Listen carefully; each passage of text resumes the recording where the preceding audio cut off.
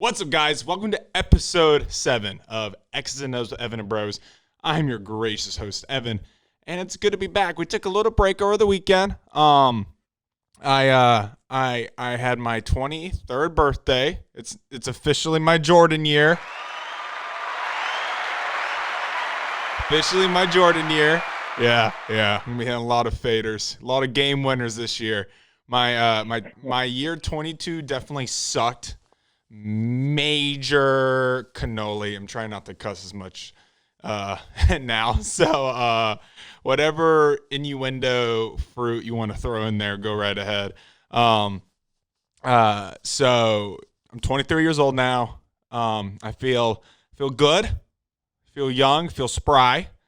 But joining me today for episode 7 is let's welcome through Zoom EJ Mitchem. The money man is back, and he's back. He's going to try to stay. Yeah, please try to stay, not to dip out early like you did last time. And you haven't been on for a couple episodes. What you been doing?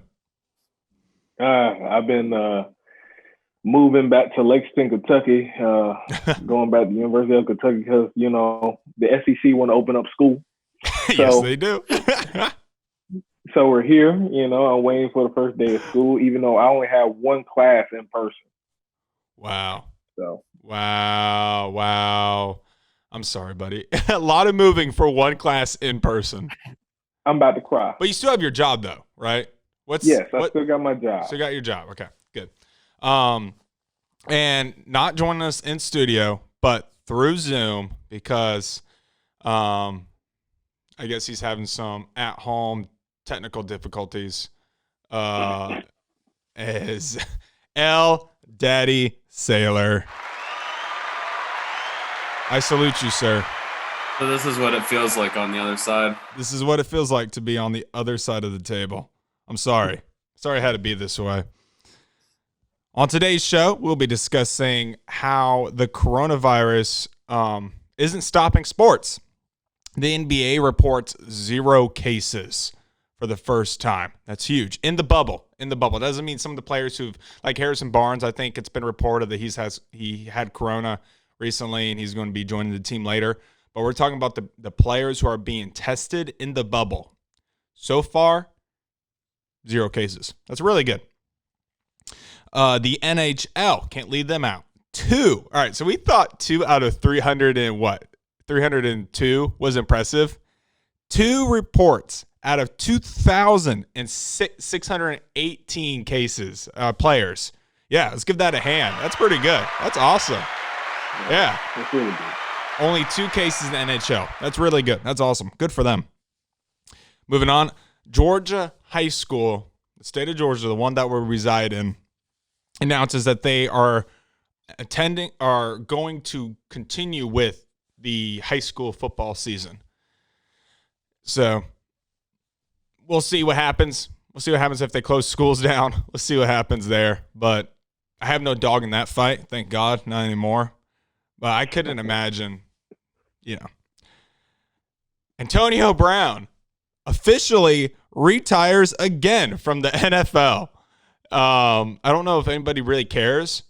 Yeah, I mean, I don't know how this is news. I don't know how he has a talent for staying in the limelight because I don't think anybody really cares anymore, but we're going to cover it because I have a question to ask the panel, and we'll see if we agree.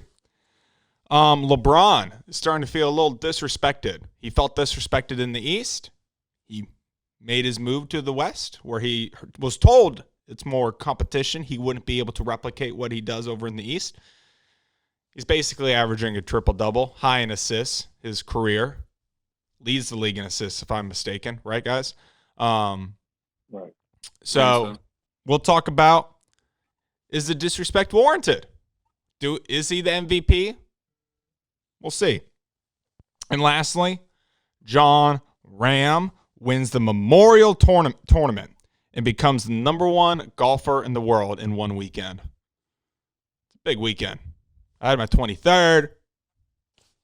Rahm had won the tournament. It's basically the same thing. He probably won what? How much money was the winnings? Does anybody know? We're going to call Sam Dromsky in, our little golf expert for that segment. Oh, Yeah, good. little surprise, EJ. We're calling Sam in. We're calling in the big guns. I think we've got a good show ahead of us. I think it's going to be fun, good conversation. I hope the listeners enjoy. And Evan, me speaking in third person, hit that intro. X's and O's with Evan and Bros. I don't need you, Eldad. Yeah. You know what I just realized after the intro? Okay, it's X's and O's with Evan and Bros. Of course, it's a talk show, man, talking about sports. The one and only Evan Miller, yeah, that's your host, doing analyzing with the side of jokes. Hey, X's and O's with Evan and Bros. X's and O's with Evan and Bros. X's and O's with Evan and Bros. Hey, analyzing with the side of jokes.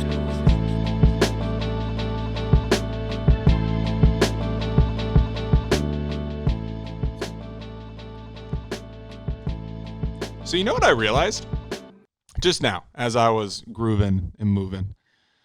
This panel's full of these. EJ, Eldad, and Evan. Hey, He's That's all getting we need. he's getting done. That's right. That's right. That's pretty awesome. I mean, it's kind of stupid, but I thought it was pretty awesome. All right, so let's talk about the coronavirus and how it can't stop sports. We're coming around to a realization that sports are probably going to happen, especially professional. I think if you're an amateur sport, I think it should be put on hold. I think we all are probably in agreement there, just because at this point, what are you really playing for? Now, obviously, some students have passions, and they and some of them can't carry this on to the next level. And honestly, I could also see where it should be up to the player's discretion. If a player, if like the NFL, we've been seeing all weekend that, and apparently the NFLPA and the NFL did come to a decision regarding a lot of the problems that the NFLPA was having. So, in regards to that, the NFL, they came to agreement that how they are going to, push onward with the season, and that we saw a bunch of players how they were tweeting, the hashtag was trending, hashtag we want to play. Yeah. So, and I know they want to play because these are the, a lot of these athletes, NFL, all the NFL, NBA, NHL, golf, tennis, all these professional sports, these are the most competitive human beings on the planet. So I understand why they want to play. And I respect that they want to play. I want to get that straight too. And I want them to play. I want sports to happen. We wouldn't have this show. We need this. I really want this show to work. Like and subscribe. So the NBA reports 0 cases in the bubble. NHL, 2 out of 2,000 players, which I didn't know they had 2,000 players in the NHL. I need to do some more NHL research. Man. A lot of players. Get an ESPN deal, NHL. Do us all a favor. So I'm going to toss it to EJ first. The low numbers are good. Do you think we're going to see a spike possibly over the next because some players still have to come into the bubble. Right. We saw that Russell Westbrook just arrived. So some players are still being, flown in, coming in. Do you think we could see where maybe this does cause a burst? Or do we think that we're going to continue to see 0, 0, 0 numbers, cases as they continue to, proceed towards the opening of the season come July 31st, which we all desperately need? What do you think? You know what? I'm very optimistic, whatever the word is. I can't say it either. Go right ahead. Yeah, I'm with you, bro. I mean, the NBA is doing it right. Even they get 1 or 2 or 5 coronavirus cases, they have set the tone for other professional leagues with this bubble idea. But I'm feeling very, very good about all these professional leagues coming together and actually taking each other ideas. Yeah. It's a copycat. It's a copycat world. You know, if you want to be successful, and the NBA is already doing it, why not copycat their ways and try to do it themselves? The NFL needs to get on board. I think they are making strides, because I know all the NFL players are coming out. We want to play. I think the owners and in NFLPA is finally like, okay, look, we got to have a plan. Because if you have a plan, most likely it will work out. So I'm very happy. I've been waiting for sports. I mean, I've been watching baseball summer camp. Yeah, it started. I'm not a baseball person, Yeah. right? But the Dodgers did win 12-1, I believe. I see that T-shirt on. Hey, man. This isn't you gotta back up Grant on the whole baseball world, because I have no clue what's going on. and I'm the host of the show and I have no idea what's going on. Eldad, what you think about the 0 cases, NHL doing it right? Obviously opening day is coming soon for the MLB on the 24th of July. I find it interesting that we have known about this, pandemic, COVID, since, early March, right? Everything's been shut down since early March. And the NBA started there. We heard about the plan of the bubble and the plan that they had with the NBA PA since early June, maybe late May, as early as then. Why is it now that right before preseason is supposed to launch in the NFL that they are just now coming to a agreement? I mean, a month out, it looks like it just seems so late to me. Now, yes, I know that unlike the NBA, they're starting from scratch in a new season. They didn't stop, halfway. But still, I would have think that the NFL should be the most prepared out of all these leagues in regards to player safety, in regards to everything, all the above, you can name it. It's kind of shocking that now that they're on track, but they were behind in essence. What do you think, Eldad?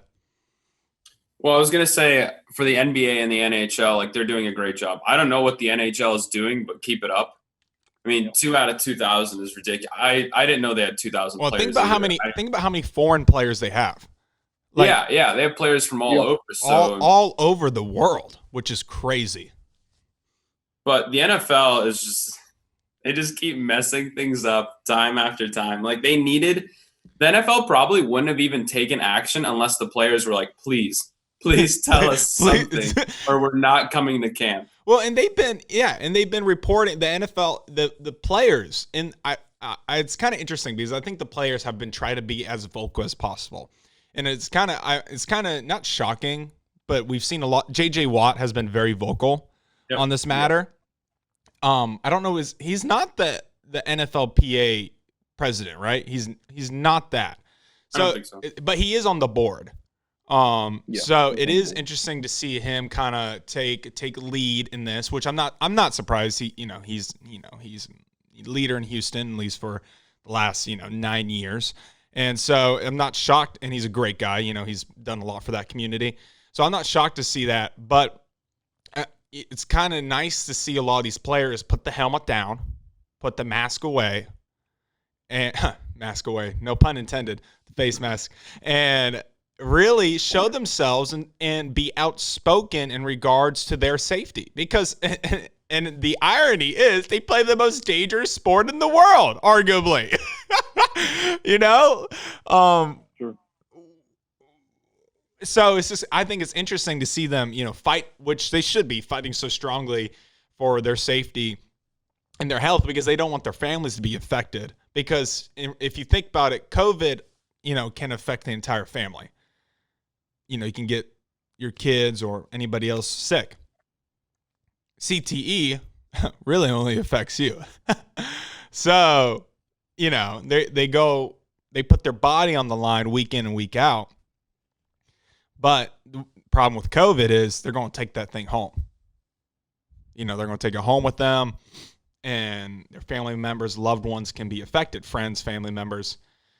And it's just going to be interesting to see once they start testing in the NFL consistently how they're going to keep, everybody clean without being in a bubble, like how the NBA is doing or the NHL, because they're all, last thing on the matter, I was thinking about how what they really should just do is tell all the other, 30 out of the 32 teams, just go home. All right, we're going to just take the Chiefs. We're just going to take the Ravens and let them play in the AFC Championship and just let them play for the dub and then just crown them champions again. Are we all in agreement there? No. Oh, okay. 49ers better be in there. Yeah, 49ers is I mean, I don't like Jimmy G. I don't think he's a good quarterback, in my opinion. Interesting. Is he a starting quarterback? Yeah. Yeah. I mean, he's a starter. All right. Here's a good Super Bowl. Here's a good question for you, and this is a little off topic, but we like to get a little off topic here. Who's better, Jared Goff or Jimmy Garoppolo? Oh man. He laughed. Who is it? Let's hear it. You know what? I gotta keep the integrity of football and everything. I guess I have to say Jimmy G is better than thank God. Jared Goff. Okay, I thought you were going to go the other way around because you are an LA man. And okay, good. You'll be real with me.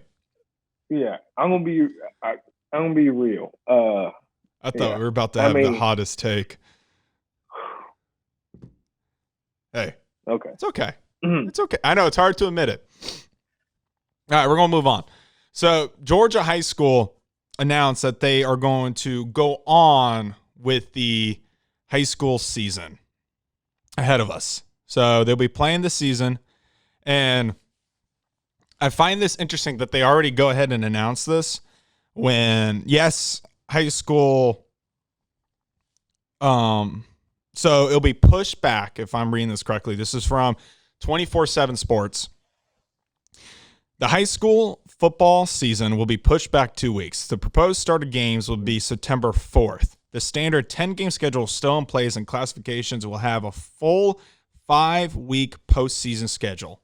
So the schedule does not change. Nothing that really changed. They're just pushing them back to September 4th.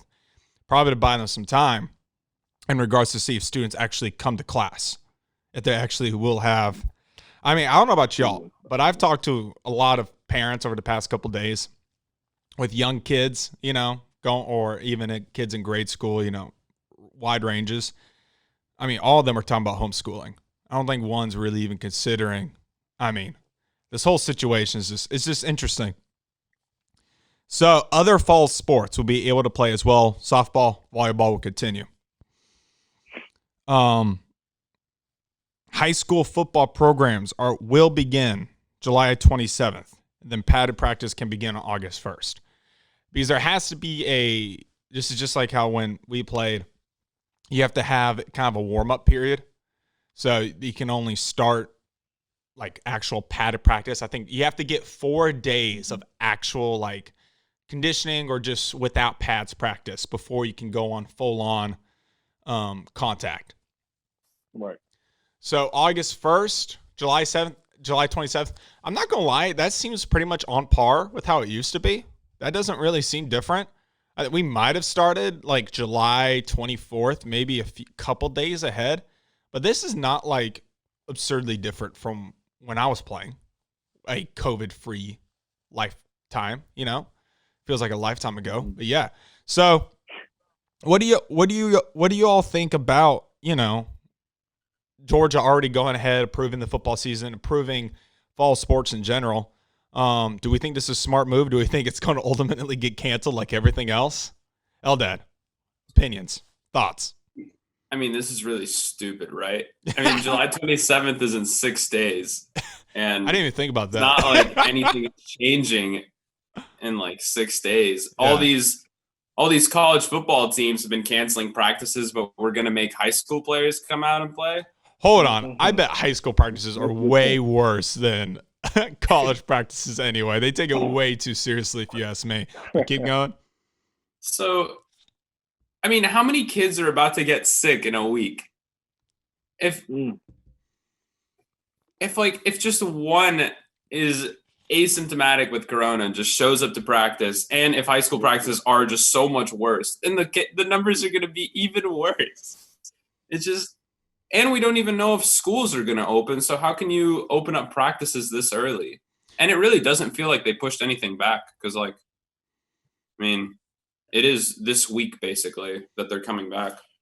Exactly. It is this week, which I didn't realize it until you put it in perspective, until you uttered those words.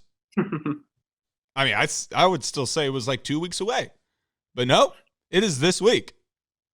EJ. Well, Eldad hit the nail on the head. I mean, what do you expect? It's Georgia. All the stuff they've been doing is Georgia, man. If anyone was going to do high school football, my first guess would have been Georgia. Not Texas? So, no, Georgia. Texas is second. Florida is third because, I have no, all I know is we're going to have high school football in Georgia. And there's going to be people in the stands. And really? And it sucks to say it because there's going to be no guidelines, no CDC guidelines in these high school games. I don't see it unless these schools take the upper hand and be like, look, we're gonna have to make it this, and this. But I don't see it happening. These high schools need money, and football definitely in Georgia brings in the most money. And like we talk about other episodes, money talks, money brings everything. So I don't see anything changing for high school football. So I guess we just keep an ear out and see what happens because high school football is back in Georgia, of course. So real quick, last thing on the topic. Georgia High School Associate President Glenn White. This is in the 24/7 Sports article. He was adamantly opposed to canceling high school athletics this season. I quote, "Do people have proposals? My goodness, yes. All kinds of proposals," White said. "Mine is this. I'm okay with proposing as long as it's not canceling the seasons. I'm adamantly against canceling athletics, and I mean all the things we do in the fall. Softball, cheerleading, cross country, volleyball. I want all these good." I'm glad he knows other sports besides football, by the way. "I want all these things for our students. I want to give them some normal routine and something to focus on besides COVID-19. Well, understandable. Hate to break it to you. Nobody's going about a normal routine. Nobody on this planet is going about a normal routine. If we were going by normal routines, I wouldn't be here right now. And I love this show, but I wouldn't be here. So this is not a normal circumstance. You can't just escape and go play because they're going to have to be tested. Like, these kids can't constantly be putting their bodies on the line and sweating on top of each other, whatever sport it is, contact sport, and not expect to have to get tested. That's stupid. Exactly. And then you want them to interact with other students when other students probably have health issues. Exactly. Or, I mean, I know ours are because we are from a medical college town. A lot of students' parents are in the medical field, whether it's nursing, doctors, etc. Guess what? They're in the hospital too, 24/7, being exposed, so they bring that shit home. I think I'm allowed to say shit. Sam said I can get shit in.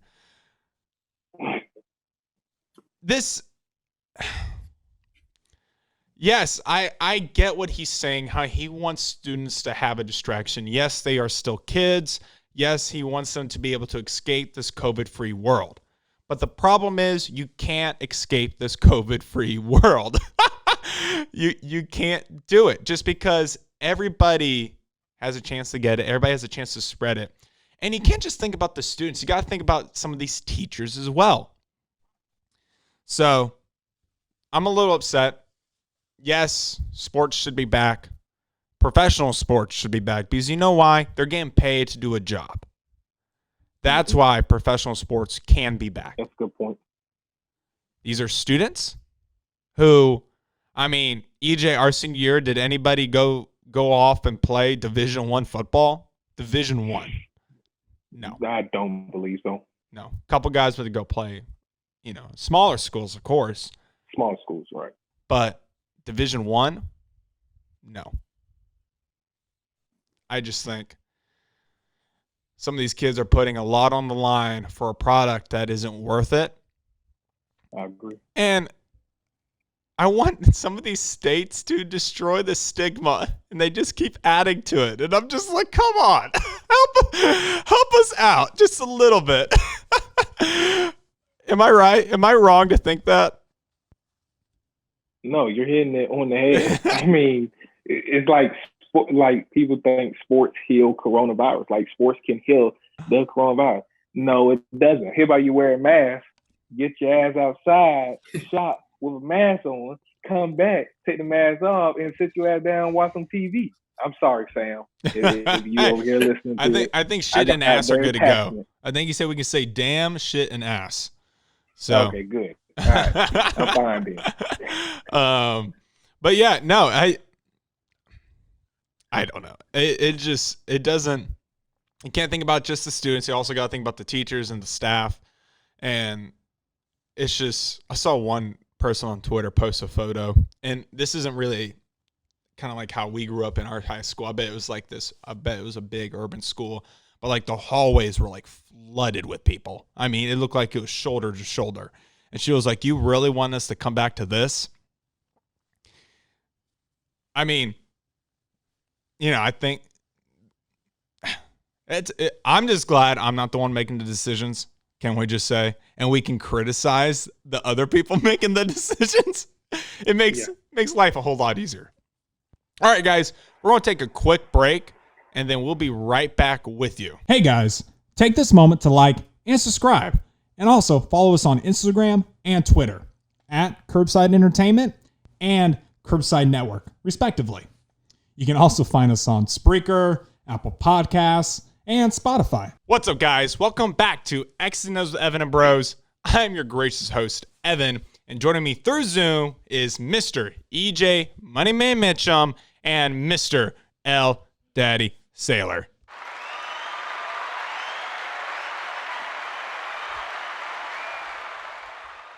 Good first couple segments, men. Proud of us. We're doing good. We're moving along. Keep it moving. Keep it moving. All right. So, Mr. Antonio Brown. He is officially retiring from the NFL once again. Formerly of Pittsburgh Steelers, formerly of the Patriots, formerly of the Raiders. Antonio Brown, this last year has really, tarnished his name. And, he's done a lot of antics that has not helped his chances of, I think, and, for about a good 4 to 5 years, him and Julio Jones were like, oh, who's number one wide receiver in the league? I think always, Julio Jones was always number one. And if you watch our list from last week, you'll see why a bunch of us think that he is the best wide receiver in the league.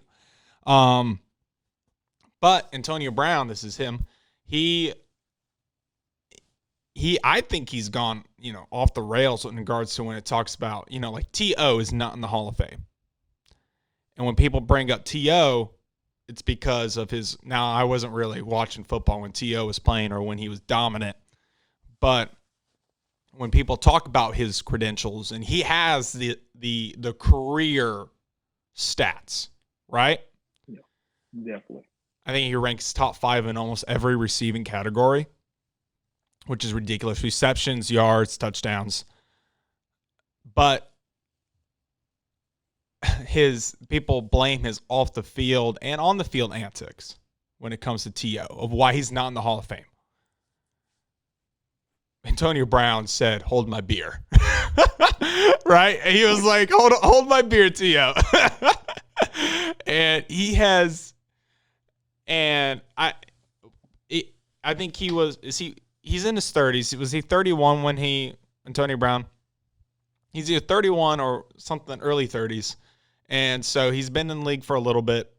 And I posed the question to y'all, do we think that he is a future Hall of Famer? Whether that's, I can go ahead and tell you he's not going to be a first ballot Hall of Famer. One, because it's already hard for a receiver to get into a first ballot Hall of Famer. You have to be, I actually would not be surprised if Megatron, who should be upcoming soon, I imagine.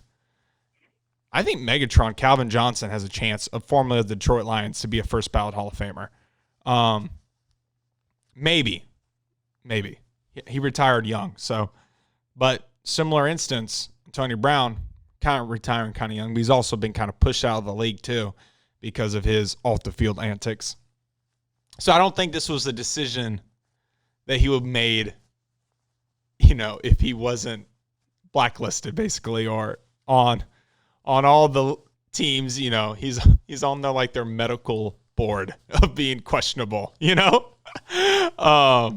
So, Eldad, what do you think? You think Antonio Brown, first I ask you, do you think he's going to be a future Hall of Famer, whether it's first ballot, second ballot, third ballot, or, 70 years down the road, they're going to be like, this player played in 2015, and, how we see some players that are like basically legacy put in? Or do you think, no, it's the off the field is going to keep him out?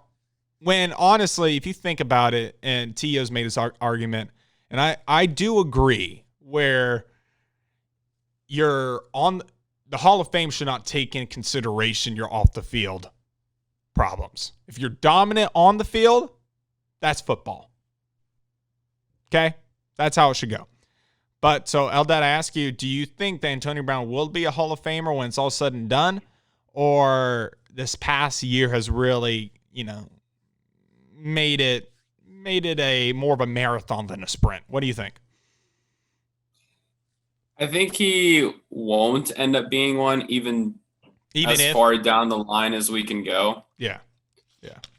Because it's just so hard first of all, it's so hard for wide receivers to get in to begin with. Like, T.O. has been waiting a really long time, and if he's not getting in like that quickly at all, because of his antics, when Antonio Brown's have been so much worse this past year. Like, it's been very hard to watch everything about Antonio. It's just sad. I really liked him in Pittsburgh. I thought him and Julio were like 1A and 1B. Yeah.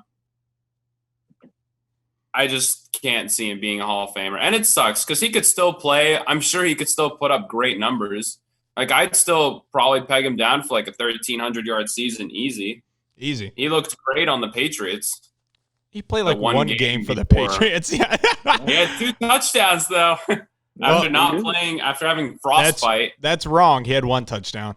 He had 1? Yeah. He had 4 receptions for 56 yards and 1 TD, which, again, 4 receptions, 56 yards, and 1 TD, 1 game. Pretty good.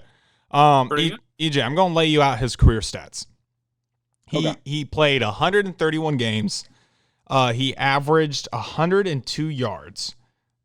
He had 841 receptions, 11,263 total yards, and 75 TDs.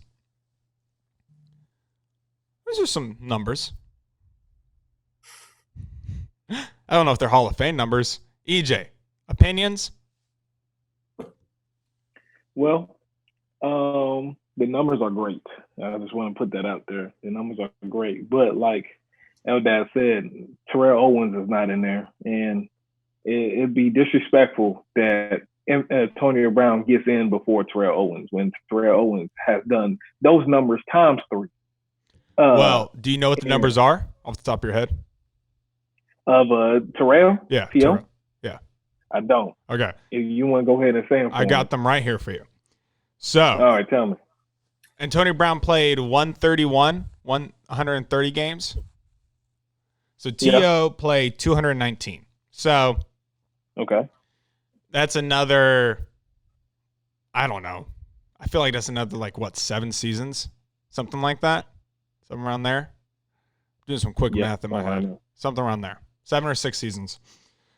He averaged, in that span, 165 yards. Receptions, 1,078. Yards, 15,934. And then TDs, TO, 153. So you can continue, EJ. I just don't know. I don't know if Antonio Brown would get to that TD number. Now yards, probably. I'd probably give him the yards mark. I think he could get to 15,000. Especially in the pass heavy league, Happy league, yeah. Mm-hmm. So, what do you think? Going off after hearing those numbers, now you were obviously you're gloating about T.O. Continue. Yeah, I'll still be gloating about T.O. But I wish Antonio Brown. I wish someone gives him a chance. And I think the only team that would honestly give him a chance is the Seattle Seahawks. But with Russell Wilson as quarterback, who is one of the best quarterbacks in the league, it just Antonio Brown. If we put Antonio Brown dynamic in that Seattle Seahawks offense, I don't see Antonio Brown maybe breaking the yards of Terrell Owens, but probably not the touchdowns or anything. Because that's not the Seattle Seahawks team. It's not their dynamic. They're a run first, ground and pound team that does a little play action and get the wide receivers involved. Speaking of DK, I need DK to blow up this year because I expect him to draft him on my fantasy team. Is that what you're expecting to do? Yeah, because DK was a monster, and hopefully Russell Wilson just keeps on giving him the ball. But to answer your question, I don't think Antonio Brown's going to be in the Hall of Fame until Terrell Owens is in the Hall of Fame. That opens the door for Antonio Brown, but I don't see Antonio Brown being in the Hall of Fame till another team picks him up. So if his career ends now, no, that's it. He's not going to be in the Hall of Fame. But if someone picks him up and he has a chance to turn the page and make a new chapter and still be dominant, then I think they should give him a chance. So you don't think this retirement is final? Is that what you're saying? No, it's Antonio Brown. He's like Kanye West, man. He needs help. And I'm trying to, if Antonio Brown, you watching this right now, Kanye West, you watching this right now, y'all both need help. And to the bottom of my heart, from black man to black man, from African American to African American, I love y'all, but I'm trying to, y'all need help. Seek the help. And, but there's no, there's, especially when it comes to men, and I don't know how it is in, being a man in the African American community, but seeking help for, mental issues, there's nothing wrong with that. I think you should always, to improve your mental health, it's okay to, speak to someone, to seek help. I think there's a stigma, again, especially when it comes to a man trying to seek help mentally. Just, to have somebody talk things out, or I'm a big component of, if you should always try to seek help, no matter what avenue that is, no matter your background. There's nothing wrong with it. And so I hope, people were joking on Twitter that Kanye is sick. I don't know the severity to it. I was reading some of his tweets and I was like, I don't know, it just kind of sounds like Kanye to me. So I just, if he is struggling with some demons or something going on, then please do. but definitely AB definitely should seek some help. I definitely am in that camp where just sit down and talk to somebody about what's going on in your head, because I think that could be sometimes the best medicine.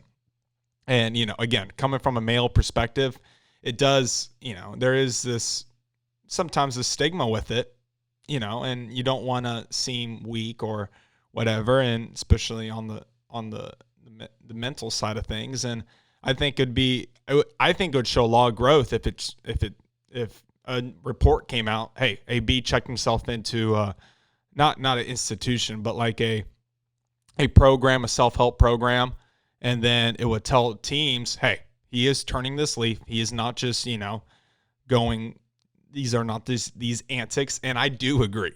If he got on the Seattle Seahawks with Russell and DK and Tyler, yeah, Tyler. Put the burners on. Put the Kansas City Chiefs on notice. And if they kept Clowney, I don't know their cap space. They would have to sign Antonio Brown to the veteran minimum. But like, damn. Yeah. That team would be scary. But it's funny that you bring up the Seattle. Why does it seem like the Seahawks are one of these organizations where they can take troubled players and turn them around? I'm just curious because it seems whenever there is a player that's like, a sketchy history, whether that's on the field or off the field, Seattle's thrown around. I think the Ravens are thrown around. Some of these organizations where they're like, oh, if they get in this organization, if they get in this system, they're cured.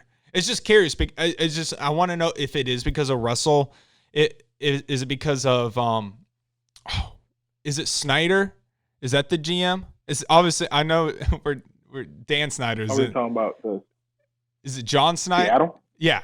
I think so. It's Snyder, right? Yeah. Sounds right. Him and Pete Carroll. I got Him and Pete Carroll have done a great job with that organization. It's just curious to see why that's always a organization that people are like, this team can help them and get them back in the league. Versus some others like, why don't people say that about Jacksonville? or or the team that shall not be named. But the Cowboys who always seem to pick up these like people, but we're like classic Cowboys. Well, it's like they pick up the Greg Hardys of the world, or or how Randy Gregory is still like has a chance to play. Who's the 49ers guy? Ruben? No, former. He was picked up by the Washington. Oh, Alden Smith. Alden Smith. A. Smith. I mean, the dude was a monster, but again, experienced some off the field issues, and he's now back in the league on the Cowboys, if I'm not mistaken. So yeah. It's just kind of interesting to see. It's like Cowboys do go out and get these players, but we're like they just don't care about character. They really don't help them though. They don't really improve because they keep getting suspended. But Seattle's, it's just I admire it that Seattle always seems like a destination when people are like, if they go here, they can turn it around, turn a new leaf, and become better, not just as a player, but as a human. I think that's very interesting. Right. And I love Seattle. I think those are two great teams. So we're in agreement right now. Antonio Brown, if this retirement is final, no Hall of Fame. No, definitely. No Hall of Fame. But I am with EJ where this is not the last time Antonio Brown is. No. I think he will attempt. He'll be back. He'll be back. He will be back. He'll be back. He'll be back. I hope he doesn't come back. Are you tired of it? I just don't want this to end like one of those like Antonio Brown has a gun waving around outside the stadium. Like I just don't want that kind of end to this. That might happen. That might happen if he doesn't get on the team. Year that it was gonna happen. It's just so it's crazy to think how much has changed in a year. That is just what's mind blowing to me. thing after thing. The police at his house with like that girl and his son. I mean, frostbite somehow. Frostbite with the whole thing cussing out Mike Mayock. And I mean, like it's just like insane what has happened to him. Again, I was saying my 22nd year sucked too. AB's whatever 31st year, whatever this past year was for him on this earth must have been one hell of a roller coaster because I can't imagine. And it came out of nowhere too. I mean, like he recorded like Mike Tomlin speaking, but like other than that, he was like, well, you know, it's just like a diva wide receiver, I guess. I don't stand. You know what just is crazy to me? So they literally picked him over Le'Veon Bell, basically. Yeah. In essence, right? Pretty much. They pretty much picked him over Le'Veon Bell. I don't know if that means they technically picked Big Ben because he's going to be tossing the rock to Antonio Brown, and they like that connection better than the one with Le'Veon. But they basically, they were saying we want AB to be our focus offensively. Le'Veon, we're not going to pay you. Get out of town. Because I think AB was making $17 million. And, wow. Le'Veon Bell's in the league. Antonio Brown is retired for like the 8th time. So, I don't know. Pittsburgh usually makes the right decisions. They're usually one of those organizations that, are pretty always on top of things. They don't let a lot of things slip through the cracks. Tomlin, one of the best coaches in the NFL. And then that defense is nasty. I just, it was just kind of interesting. And again, it's crazy to think that team had all these characters on it. But like there has to be a 30 for it's like the Florida team that everybody makes fun of or everybody jokes about, like the 2006 like the Florida team. Arrests. Well, it's like, had like a total of like 43 players arrested, all while being led by Tim Tebow. And like they probably were murdering people throughout the week. Murdering, robbing places, and then all being led by the most holiest football player of all time. That's insane. And then again, Urban Meyer and who is the domestic abuse woman? Ryan Day. And then no. Ryan Day. Or isn't that? Or is it Zach? Isn't it Zach Smith? Ryan Day's the head coach of Ohio State. We will have no slander here. But the Zach Smith thing, he was on that team as well and followed Urban. I mean, I want that 30 for 30 so bad. But moving on. So LeBron feels a little disrespected. By the media, which I don't know why, because the media has been, on him since, 03, 02. And I don't, they have held him up to such a standard. And it's hard for him to, stay with that standard because, he puts up numbers and he wins. He doesn't just put up numbers. And he goes from being in the East to the West. People are like, accept the challenge, go do the challenge. And he's, obviously the first year, a little rocky, had some young guys, not a lot of veteran talent. And that team just couldn't fit around him the best he needed, Guys had a lot of time to grow. But, and then they obviously bring in AD, and then they ship their young guys off, keep Kuz, and then bring a lot of veteran people in. And LeBron he is not slowing down. And I think he's I like hearing him talk. I think it's interesting that he's keeping his name on the back of the jersey. When I've been seeing his Instagram posts and his tweets, he's been, hashtag King not done, hashtag. I mean, I didn't know you can use King in so many phrases, but he did. Wash King.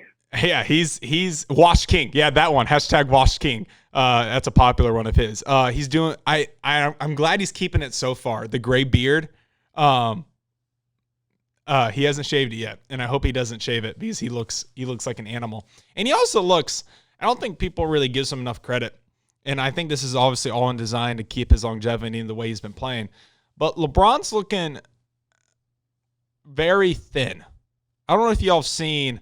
I think he's on purpose. This is all on purpose. I don't think he's sick or anything like that.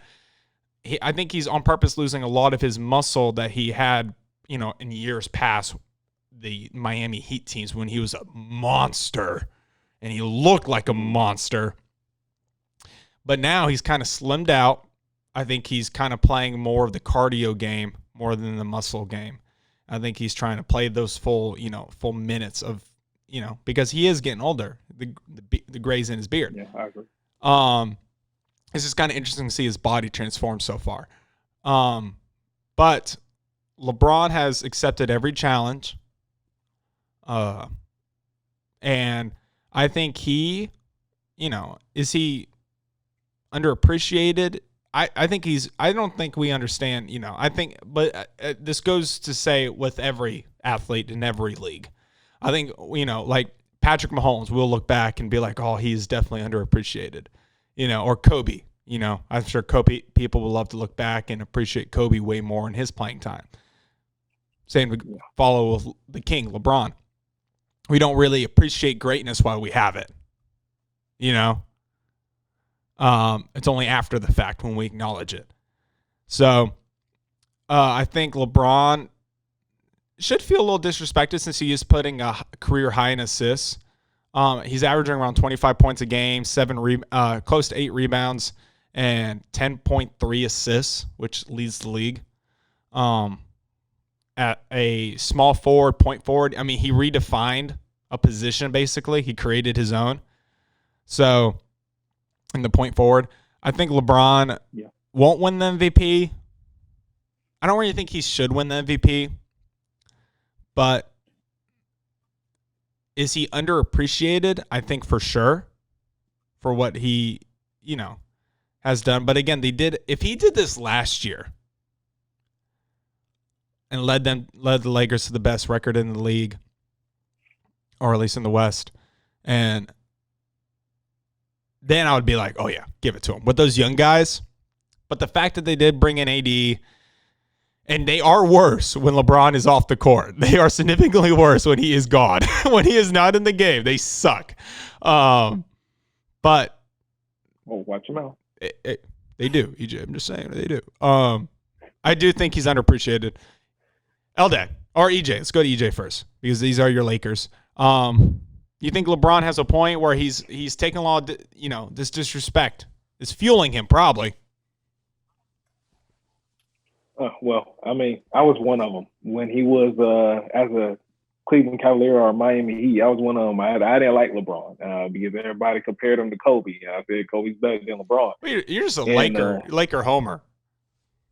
Oh well, look, you got to ride, you got to die, you got to. I appreciate that. You had a lot of dark years between like 2013 and 2018, 2019. I'm sorry.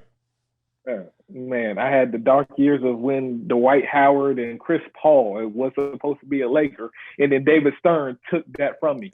Anyway, hey, and rest in peace, David Stern. Yes, great man. Don't you dare say that man's name in vain. I'm sorry. Adam Silver's better, but okay, I'm sorry. Anyway, yeah. LeBron has been getting a lot of heat. There's LeBron haters, LeBron lovers, but I never seen like people that hate the Lakers and love the Lakers. It's almost like LeBron. There's a lot of people that hate LeBron, and there's a lot of people that love LeBron. And that's like the Patriots. There's a lot of people that love the Patriots because I know a lot of Patriots fans, but there's a lot of people like myself hate the Patriots. And Tom Brady. It goes with the territory. I agree. And it didn't make it better that LeBron joined the Lakers because it's the same way where people love Tom Brady, people hate Tom Brady. People love LeBron, people hate LeBron. People love the Lakers, right? People hate the Lakers. So when you put the two together, and now that TB left Bristol or Foxborough, now you kind of get to separate the two and see how many people actually really do hate the Patriots, or did they hate Tom Brady this entire time? Right. Mm-hmm. And now you get to combine the people who hate Lakers and hate LeBron into one house. Keep going. Yeah. And go to answer your question about MVP wise, and I'm with you. I believe Giannis is going to win MVP. Mm-hmm. Even though the only thing LeBron does have with his assist numbers is year 17 for him, and he's doing this in year 17. If you look at all the great players in year 17, what had they done? LeBron has passed them like above, like he's on the 5th floor and everybody else is on the 1st floor. Like LeBron is just amazing at year 17. But I need Giannis to win this MVP, so Giannis knows that he's good for once, and then when he leaves the Milwaukee Bucks and sign with the Lakers next year free agency, or 2 years from now free agency, 2021, we can get we can get the LeBron, AD, and Giannis, and then LeBron can be like, here, Giannis and AD, y'all win the Lakers 15 more championships. And then LeBron rides off in the sunset and leaves AD and Giannis to, yo, you should be a GM. There's a method to this. There's levels to this. There's levels to this, man. Eldad, what do you think about LeBron disrespected? I don't think so. I mean, the media definitely loves him. There's that week span where he beat the Clippers and Bucks, and I was like, the series is still 2-1 Clippers and then tied with the Bucks, but everyone made it seem like that just completely flipped the MVP narrative. Yeah, I agree. I don't know if I'd say he's disrespected. I'd say underappreciated by fans because he is probably second best all time for depending on how you look at things. Agreed. But I don't really like the whole washed king thing. Everyone, even the people who disrespect LeBron are like, he's number 2 in the league right now. Yeah, it's not like people say that he's like outside the top 10. Yeah, that's what I'm saying. It's like he's still like, you can always argue he's number 2 in the league. I don't know. We got to go to a quick. I don't think he should win MVP this year. I think it's Giannis's. Yeah.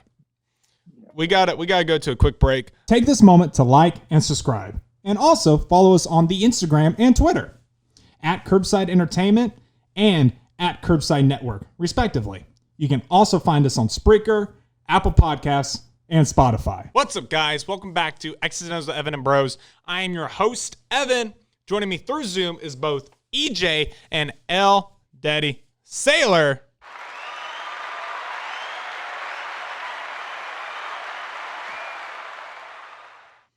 So we're going to make a quick call. We're going to bring in our golf expert, Mr. Sam Dromsky. Sammy. Yo. Sam Dromsky. Can you hear me? I can hear you. What's up, buddy? Welcome to X's and O's with Evan and Bros. It's good to have you on. Glad to finally be here. Glad It's been a while. We've been wanting to have you on the show, and now we finally get to do it because you, my good friend, are my golf expert. Because I know you know this. It's no secret. I know nothing about golf. Yep. I don't know anything. EJ, you know anything about golf? Tiger Woods. Tiger Woods. Yeah, that's about as much as I know. Eldad? Knows the goat, though. A little bit. A little bit of golf. Did y'all see Jack Nicklaus? Is it Jack Nicklaus? Yeah, Jack Nicklaus. He's sick. He's got COVID. Well, he's not sick now. He was sick earlier this year. Yeah, he had it in March. All right. He Well, finally publicly announced that since it was his tournament this week and the spotlight was on. so he's in charge of the Memorial Tournament. Yeah, because it's at Muirfield Village, which is a place that he that he did design and just hosts a tournament at every year. Oh, cool. All right, real quick. Let's give the audience a little backstory. So Jon, is it Rahm? Am I saying that? Jon Rahm. Jon Rahm wins the Memorial Tournament this past Sunday, and he also improves to the #1 player in the world. Now, this fluctuates because I swear they have a new player every other week. What? Well, the world golf rankings, it's kind of an accumulation of all tournaments. It's kind of a weird system. No one really can tell you how they do it. But so Jon Rahm's #1 in the world without even winning a major. Yeah. But I mean, Justin Rose has been world number one. Rory McIlroy's been world number one. There's been in the last decade, there's probably been 5 or 6. Luke Donald, like you probably don't even know who that is, was world number one for a little while in the. I'm a big Luke Donald guy. The visor guy, you know him? No, I have no idea who he is. English. Yeah, so being world number one is obviously. Hey, EJ, are these names just going over your head, just like mine? Yeah, I haven't heard Tiger Woods yet, so you know. Real quick. So I think it was come Friday. Did Tiger Woods make the cut? He did make the cut. He made it on the number. Okay, thank God, because I saw that he has like the second longest streak in regards to a tournament, especially I think it's this one where he has made like I don't know how many. I don't think he's ever missed the cut at the Memorial. So in particular, he's like second to one other guy. And so I was like, when I saw that, it was like, oh, Tiger's close. You know, he has a chance of missing the cut. I was like, I always hate seeing streaks end. Again, I like dominant players. I always like to see, you know, shit go on. So when I saw that about to happen, I was like, no, Tiger. And then over the weekend, I saw that he kind of rallied, and I was like, oh, thank God. At least he made it. But this is the Jon show. We're we big Rand guys. So tell us about him. What did you think of his performance this weekend? Well, I mean, if anyone listening kept up with it, you could pretty much say it was a dominant performance. Oh. The first 2 days, you know, he was in the mix, but then on the third day, he probably had the best round of his career to date based on the conditions of the course, because there's people all over the place on that golf course, and Jon Rahm just literally separated himself and went into Sunday, I think, with a 4-shot lead. And so, I mean, he was just kind of gas pedal the whole time. But, yeah, he ended up having a 5-stroke lead at one point on Sunday. And then on 16, probably hit a career shot. This has been getting a lot of talk, this 16th hole shot. He received a 2-penalty stroke on the shot for just a little tap? So the rule is if the player forces the ball to move, it's a 2-stroke penalty. But if you look at the video, it's very hard to tell. Like, you would only be able to tell because of the camera. Because of the video, Like, let's say I was Jon Rahm and I was standing over that shot. You know, he was taking, like, little practice swings, kind of trying to feel out the lie. You would not have noticed it. You can only tell it roll over just because it's sitting on the grass. And so the rule is if that ball had moved but then moved back to its original position and it was obvious that it moved back, it's not a penalty. It's not a penalty. Which is a newer rule. That's so stupid. I hate when new rules affect games. Well, dude, the crazy thing about the ruling is Jon Rahm had no clue until after he finished because no one told him. So then he received, he got the 2-stroke penalty before signing his card. And so he made sure he didn't sign a wrong card, because if you sign a wrong card, like a wrong scorecard, you're disqualified. So he wouldn't have won the tournament. Wow. But the big deal about it is he got this penalty, this 2-stroke penalty, but it didn't affect the outcome because he had won by 5. Yeah. So now he only won by 3. So the big deal would have been if who came in second place? Winning Ryan Palmer. Ryan Palmer was 6 under and Rahm was 9 under. Is he related to Jesse Palmer? I don't know if he's related to anybody like that. But no, it was a pretty dominant performance by Jon. Like, he thought he won by 5, and he's like, "Oh, I got a 2-stroke penalty. I still won by 3. I don't care." Yeah, I think he was gonna. He looked. I saw the video when they told him. Oh yeah, there's a great surprise on his face. Yeah, he looked a little shocked. So he clearly did not know, and I don't know if you were playing in that condition that you would want to know. I think you continue just to play your game. Yeah. Don't let that because. Yeah, no, I agree there, but I would want to know. Let's say he was up by 5. You know, like, he made that birdie that put him up by 5, going into 17 and 18. Let's say you're up 3, and now you're only up 1 going into 17 and 18. In that case, I'm sure they would have made the ruling really fast and told him. Yeah. Because that could affect everything. Agreed. But like you said, he was having a dominant performance. So I wouldn't, if I was his caddy, if I was his team, I'd be like, hey, don't get in his head. Let him play. If it comes down to it and he is like -1 going into 18, which he would have had to blown, a 4-stroke lead. No, then I would have told him. I would be like, all right, listen here. You need to fucking shape up. Hey, that was my first F-bomb. My bad. I've been really good this show. So some notable other finishes. Jordan Spieth finished 1 over. Rory, that guy is a wreck right now. Rory finished 4 over, and then Tiger finished 6 over. Who had a pretty tough outing was Phil Mickelson, who finished 9 over. Can we also appreciate? Did you see any of the clips of Phil on Sunday? What I really think about. So did he putt from 78? This is what I've been hearing about. There was 2 separate occasions. One hole is a typical, a par 3, 170-something yards. He lays up short of the green. Instead of hitting, 100, like that's probably a 9-iron or soft 8-iron for Phil Mickelson. And he lays up and then putts from the fairway. And then on a separate hole, he's 75 yards off the green and putts again, short of the green, and then hits the highest flop shot you've ever seen from somewhere it looked like he may have wanted to putt from. So, that guy was just having a ball on Sunday. So that's some Evan Miller type golf. I just want that to know. So I might enter into the PGA. Now, going by the world rankings, obviously it's Jon Rahm, right? Yep. Jon Rahm's number 1. My boy, right behind him, Justin Thomas, it's number 2. Is it Webb Simpson? Is that how you say his name? I got Rory McIlroy at number 2. This is the PGA Tour. They tweeted this out. All right, well, I'm looking at the wrong one then. We got Webb Simpson at number 3.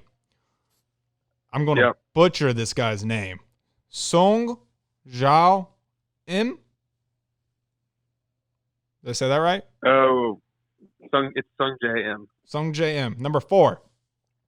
Shambo, number 5. Rory at number 6. Patrick Reed, boo, at number 7. Is he really at number 7? Why is he at number 7? I've not heard his name all year. And I know it's been a short year so far, so. You're looking at the FedEx Cup standings, not the world rankings.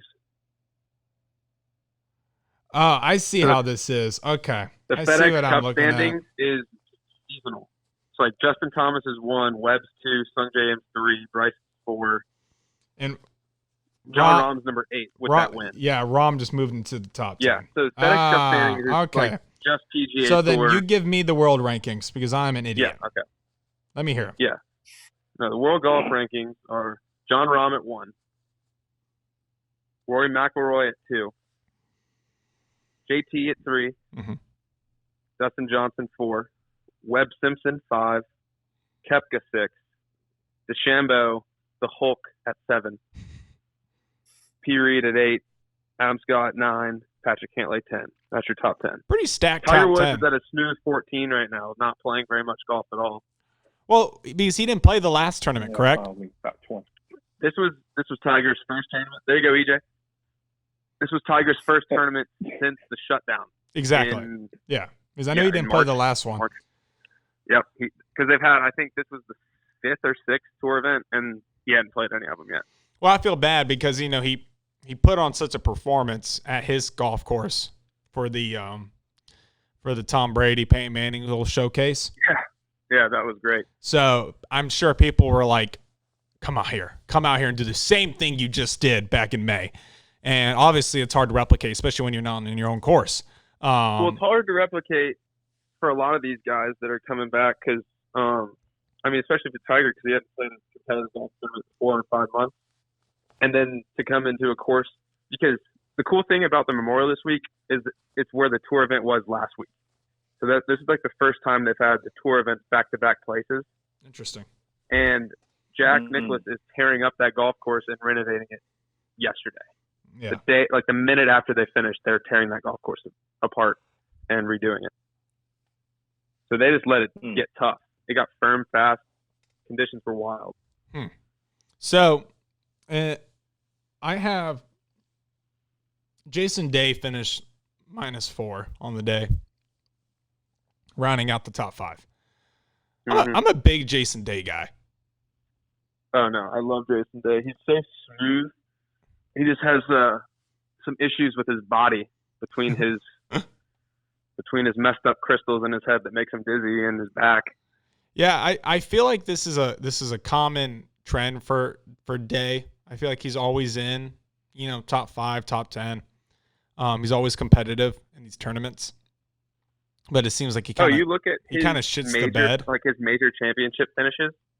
Between him, Ricky Fowler, I was going to say recently Xander Schauffele. Fowler kind of has the same history. Yeah, Fowler's got a top 5 in every major, at least for the last 4 or 5 years. He's just so consistent, just keeps getting tied for 3rd, tied for 4th.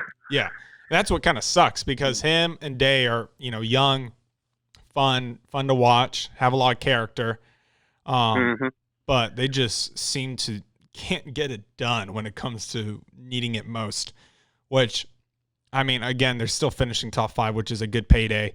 But you are making some cash being those boys, but you're not really leaving the winning legacy. You're not leaving. Yeah, exactly. You're not, and that's that's kind of a testament. I think right now in golf, we're kind of in a golden age right now with a lot of competitive players who can come in and win every tournament. It's not. Yes, people love Tiger when he can dominate. Back in the 2000s and late 90s, and people love seeing that. But also for the game of golf, I think it's better when there is really competitive play because it gets the word out. If you get multiple champions or multiple players winning tournaments, then that's just more exposure for them. And they do, I think if I don't see Tiger on ESPN, you know who it is? Who's the next guy I see? I'll take a guess. DeChambeau maybe right now. No, I would say it's Brooks. That's probably Brooks, probably the guy I see most on ESPN if it's outside of Tiger. So I like Brooks Koepka, big guy. He looks like a tank out there hitting the golf ball. So I'm always a fan of that. He's always been an interesting case. Yeah, I think because he has that I'm a bro attitude. I don't care about golf, but I'm going to go win majors, and then everything else kind of sucks. Yeah. But, from his 2017, 18, 19 little campaign, he kind of proved that to be decently accurate. This is the kind of way I see it. I feel like Patrick Reed kind of feels like he at least emulates Brooks Koepka. But obviously Patrick has the Masters win, so he can talk a lot of shit. But I feel like he looks more like Brooks than he does. Well, so the difference between that's a good comparison to try to draw. But Patrick's like a golf guy. Yeah, he loves golf, breathes golf, grinds at it. Koepka's just would rather be out on his boat fishing than playing golf. Yeah, he's just I see how you're saying he's like one of the bros. He literally has a quote that is talking about his practice routines. He's like, if you see me on the golf course on TV, that's the only time I'm on the golf course. Yeah. Which is wild because for someone like me, who is a golf guy, loves golf, would love to be as good as Brooks Koepka. If I was that good, I'd be playing golf every day with my buddies all the time. You already play every day. You already play every day, Sam. Yep. You're not wrong there. Let's talk about the next tournament up ahead. Yeah. Where are they heading? So we got the major coming up. Because I don't know where we're heading. we have a major coming up soon. The PGA Championship's actually on without fans. But it's 3 weeks away. So this next weekend we have the 3M Open in the Twin Cities. That TPC in Minnesota? Twin Cities. Oh yeah. You mean defending champion Matthew Wolff, who is the Oklahoma State standout, the guy with the knee click, and then let's just hit it as far as I can. You've probably seen that swing a couple times. Maybe. So is he the favorite going back into the tournament or no? I don't know. He's not that hot right now. He lost to Bryson DeChambeau coming down the stretch 2 weeks ago. Or 3 weeks ago, maybe. Yeah, 3 weeks ago. You're high on this DeChambeau guy. I mean, you've been telling me for weeks to get him on the show. So DeChambeau is literally doing something unprecedented with the game of golf right now. Don't they say that every time when there's a new golfer? So DeChambeau, in the end of last season, decided that he was going to get ripped. You know about getting ripped. You know how hard it is to work out. This guy put on 25 pounds of muscle. This is what you call him the Hulk? August. Well, 25 pounds is only the beginning. He put on 25 pounds of muscle from August to December. And then he already had obvious gains. Yeah. And then the tour came back, he wasn't doing crazy good. And then they go off into the shutdown. And then the quarantine period, he puts on what looks like 15, 20 more pounds. Damn. So now he just looks kind of hulkish. And the man is hitting the ball 365 yards consistently. How old is this guy? I think Bryson's 26. Okay. Another young. He's not that old. Another young pup. Yeah. He's 25, 26, 27, around there. Okay. Probably 26. But what I'm saying is Bryson is someone to look out for, and you will see him on TV because the guy hard to miss. Rips the ball. Yeah. Rips it. And he's already won. He won 3 weeks ago at 4 weeks ago at the Travelers. Okay. No, that was DJ. Rocket Mortgage up in Detroit. But yeah, so 3 weeks from now, though, we have the PGA Championship out in San Francisco at TPC Harding Park, and it will be the first major of the year because of all of the craziness. Yeah. So that's exciting. Well, they were thinking that Memorial this week was going to be the first event with fans, but they went ahead and canceled it for the remaining future.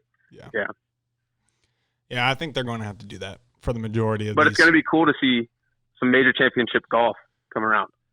Oh, yeah. Because I know a lot of casual golf fans really don't watch a lot of golf, but I feel like 4 times a year, with the Masters, the Open, the U.S. Open, and the PGA Championship, people a lot of people do tune into golf, especially with it being a big event coming up with nothing else to watch. I was going to say, especially with a lot of other sports not happening, people are, I hate to say kind of forced, but people are kind of forced to watch golf, Well, I know with the NBA coming up and the MLB about to start up, there's going to be a lot of, hopefully, a lot of live sports coming up in the next few weeks. And so the PGA Championship will be something else for people to get a little turn into. Oh, yeah.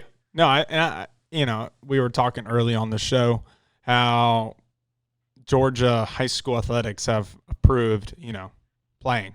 They're going to play fall sports. This morning. Yeah. I didn't see that until this morning. Yeah, which is stupid. But you can tune in to our show. Yeah, I guess you've already had a conversation. Yeah, if you want to hear about that. If you want to hear about that talk, a little tease. Yeah. But yeah, no, I'm excited for golf. I always like when there's new names. I'm proud of Jon for getting that dub. Is he from here? Is he from the U.S.? No, Jon's from Spain. That's why he's the second Spaniard to be the world number one. Nice. Behind Seve Ballesteros. Yeah, that was the name I was going to say. A lot of those other guys didn't get it. But also another really cool fact, the tail end of this about Jon Rahm becoming the world number one is he's actually the third youngest to become world number one ever. Behind who? Behind Tiger Woods, who 290 days after turning pro became world number one, which is the quickest. And then Jordan Spieth was the next quickest because back in 2015. 2015 he won the Masters, he won the Open, he won the Masters, he won the U.S. Open, and then won the Open the next year after almost winning it at St. Andrews that year. Yeah. So he had 2015, 2016 because he almost won the Masters again, obviously, but he had his collapse.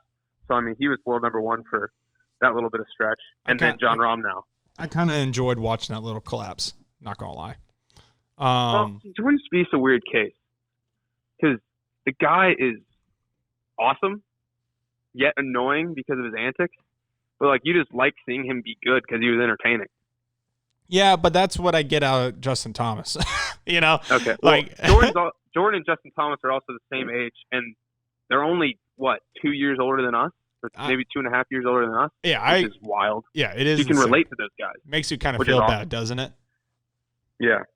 Well, and if you look at the top 15 of the World Golf rankings, literally Tiger Woods and maybe one other guy are over 40, maybe not even. But like everyone else is low 30s to mid high 20s. Well, that's what I'm saying. I feel like golf's in a really good spot right now when you have competitive young players that people want to watch and young people can relate to. So that's why I think not Tiger Woods winning every other week. There's literally someone new and a cool leaderboard. Because before it was like Tiger's at the top of the leaderboard. Maybe you got 2 or 3 other guys that could win, but now you have 8 25, guys, 30 guys that can win every week. Yeah, or 8. Yeah, it's crazy. It's awesome. EJ, got any questions for Sammy before we let him go? Who we got on here today? Is it just EJ? Or We got Eldad? EJ and Eldad. Oh, yeah. Howdy. Eldad, Hey, yeah. Sam, Said anything about any golf? Man, Eldad don't what's know up, no EJ? golf. Yeah. EJ, what do you think? Got any questions? I don't got any questions, but hey, man, I miss you. I haven't seen you in like 4 or 5 years. I hope you're doing I know, well. dude. I hope you're killing the course. And let me know when you're going to play again so I can come and watch these. I ain't playing because if you want the ball to hit a window, then you want me to be on the course. But yeah, man. I hope you're I doing miss well. you too, bro. I enjoyed seeing you on the YouTube screen in these videos. Yeah, a little bit. I'll be on here a little bit. He's been off. We haven't been able to get him on the show. He's been ghosting me. Eldad, got any questions for Sammy?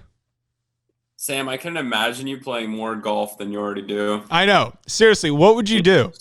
You'd have to drop out of Right school. now I'm not playing as much because school started, so I've been going from 6-7 days a week to maybe only 2 or 3. Oh, poor you. Poor Sammy. 7 days a week? Dude, with the quarantine, I literally played every single day. I mean, on my thing where you put in the scores to get your course handicaps, the Gen app, I have 74 recorded 18-hole rounds this year. That doesn't even take into account the 9-hole rounds I've played. Just 9 holes a day. 74 full 18 rounds. You're such an animal. God. But hey, we're happy to have you on. Thank you for coming in and speaking golf with us, educating us a little bit. It's important to put Jon Rahm's name out there because he's a force to be reckoned with now, and it's a big deal just in the sports world in general because a lot of people not in our generation knew Seve Ballesteros, knew of him and how good of a guy he was and how transcendent he was in golf, and for Rahm to be the second Spaniard behind him to become world number 1 is a big deal. So I was glad we could talk about it. Hey, bring on more Rahm. That's all I got to say. Thanks, Sam, for coming in and talking with us. Yes, sir. Thank you. I'll have to listen to the rest of the show when it comes out. Hey, it'll be out on Wednesday, July 22nd. All right, Sam. I'll talk to you later. All right, boys. See y'all. Thanks for coming, buddy. All right. Bye. That was a good little talk. What do you guys think? It was great. He knows his golf. Knows his golf. That's why we bring him on. I don't just half-ass my experts. I'm Matt. We love you, Evan. Sam. Colin Grant. Talk a little baseball. I try to give the people what they want. We need to get Sam beautiful self on here. A little video action. Or in studio. What do y'all think? Hey, make it happen. I'm going to try to. He does have classes, which makes it tough. And obviously you have work and, usually Eldad's asleep. So it's just tough to get everybody in here, on such a busy schedule. Well, hey, that finishes up episode 7 of X's and O's with Evan and Bros. Y'all, this has been a blast. EJ, you got a quick plug? Anything you want to shoot out? Hey, Marquise Morris is on his way to Orlando to help the Lakers win their 16th championship to tie the Boston Celtics. I just want y'all to know the Lakers are back, and they got some dogs. They got some dogs, and I'm ready for y'all to see. I'm going to have to 8-0. I'm going to have to mute you. 8-0 in the regular season or whatever season that they're doing it, and then look, guess what? Lakers in 4. LeBron bringing back the chip back to LA. That's all I gotta say. Okay, Eldad, you got a plug for the Clippers? State of Georgia, you suck. Columbia County held a prom for the entire county at once. We're doomed. We're doomed. It was a cute idea. I saw a lot of prom pictures on my Instagram over the weekend, and I was like, "Isn't it July?" No, 0 mask in any of the photos, but maybe they put them on after. I wouldn't wear a mask in the photo. I would have put it on after and before. Again, thank you guys for joining us on X and O's Evan and Bros, episode 7. Please like and subscribe. Every like helps. Every subscribe helps. You can find us on Apple Podcasts and Spotify and Spreaker as well. And let's hit that outro.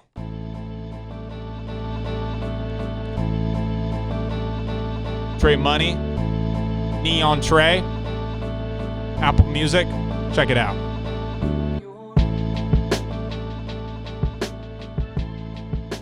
Peace.